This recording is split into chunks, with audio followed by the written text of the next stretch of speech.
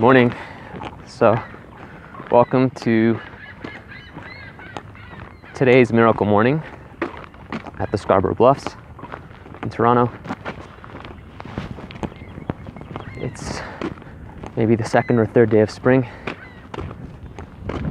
and it's amazing as usual.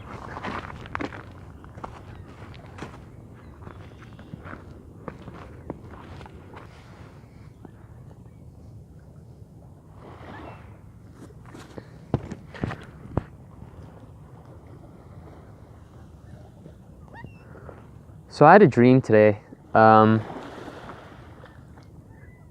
about bugs, and what happened was there was this tiny spider on me and I couldn't get it off the entire dream. It was such a stressful dream of me trying to get rid of the spider, and it would always shoot a web back onto me. And then at the end of the dream, it seemed like a really long dream of me just really getting frustrated with that spider. And then there was like this giant centipede or a beetle that kept crawling all over my room. And then I went to go tell someone, and there were a swarm of these giant beetles that just started filling up the entire house.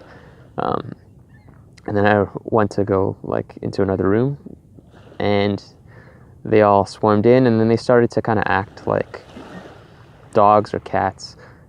And they were big bugs, like the size of bunnies, I guess. So anyways, it was a weird dream, but it made me think about bugs and how they really are just like every other animal. And there are a lot of people, even a lot of vegans, who will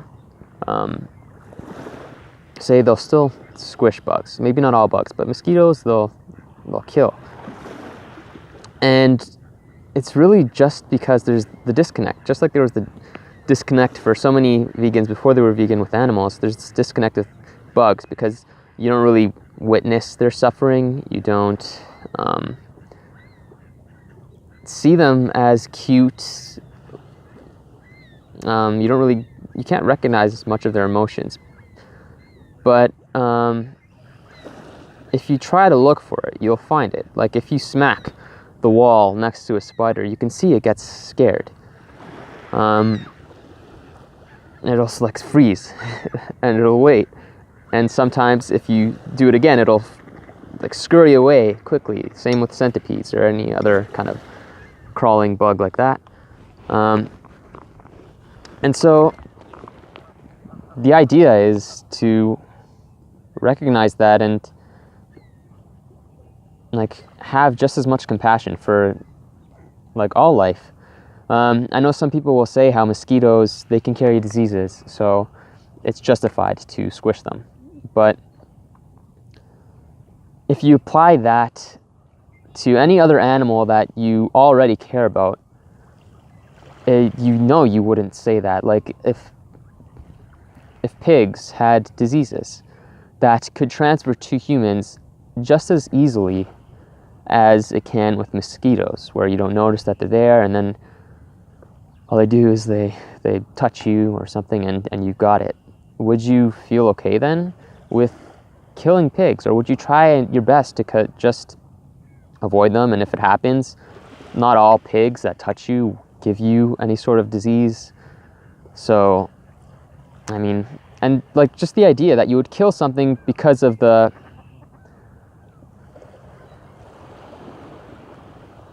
chance that it might have a disease. You're punishing someone for a crime they may not have committed, right? And if you want to view it like that, you're punishing them based on an assumption, right? And it's not their fault. They have to suck blood to live. Just do your best to avoid them and accept it as it is, right? Like, to kill them because of that risk, I mean, you're guaranteeing their death to avoid the risk of you getting some sort of disease. And I don't think that justifies it. And think about like bugs, if you just want them to leave you alone, and if they don't leave you alone, then they asked for it, kind of thing, right? Well,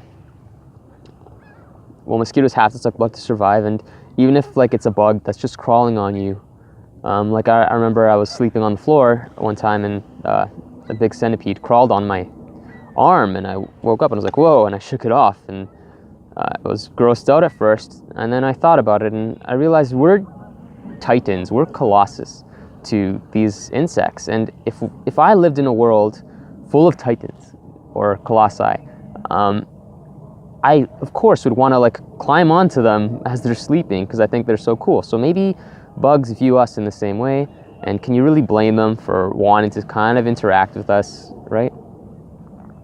So one thing I'll talk a lot about on this channel, and one thing this channel is based upon, is turning aversions into appreciations. So whatever aversion you have towards insects, if you think it through like that, like I did with the Colossus world for insects, you can turn aversions into appreciations and be like, yeah, you know, little insect, I would have done the exact same thing as you. So yeah, what this channel is about is turning every aversion I have towards others, towards life, and specifically also towards myself into appreciations, so that I can learn to love myself. And I do love a lot of aspects of myself, but there's still deep-rooted feelings of inadequacy and just not being good enough. And I'll talk a lot about that too. But I've learned that you can turn every aversion into appreciations if you try, if you look for those things in them that you can appreciate. And I had done a video on Depression to Expression's channel. Scott, his name is, 2 or 3 years ago, talking about how I had turned one major aversion towards myself into an appreciation. And then that brought about loving myself a lot more. I maybe didn't get rid of social anxiety fully, but I definitely got rid of the self-hatred.